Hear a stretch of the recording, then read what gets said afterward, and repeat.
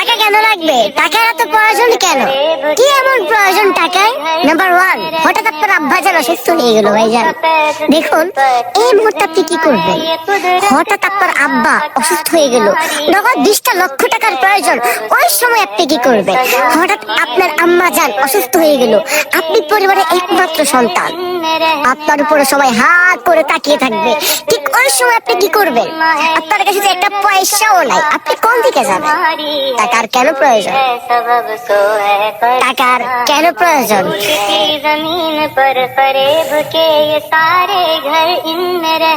আসলে টাকা আমাদের মানে বাস্তবতা রিয়েলিটিকে অনেক কঠিন করে দিয়েছে।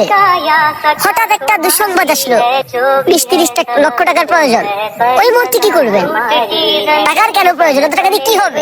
কি হবে? যান ডাক্তারখানায় যান, একটা টাকার জিনিস বাইরে রাখবে না, বাকি রাখবে বলেন আপনারা? হঠাৎ পেটের মধ্যে খুদ, আপনি কোন দিকে যাবেন? আপনার পেটে তো খাবার না, আপনি কোন দিকে যাবেন? দৌড়াবেন কোন দিকে? কিন্তু খাবার দিচ্ছে না। হ্যাঁ, টাকার কেন প্রয়োজন?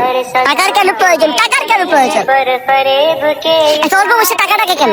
হ্যাঁ, টাকার দিকে প্রকাশ দিলে শুধু হবে না, আল্লাহ তাআলা ইবাদত করতে হবে, রবকে স্মরণ করতে হবে। রব চাইলে 20 লক্ষ টাকা 20 সেকেন্ডে ফিনিশ করে দিতে পারে, ফিনিশ করে দিতে পারে না, একটা মিনিট ফিনিশ করে দিতে পারে না আমাদের মহান রব। এটা বলছি, ফিরে আসুন।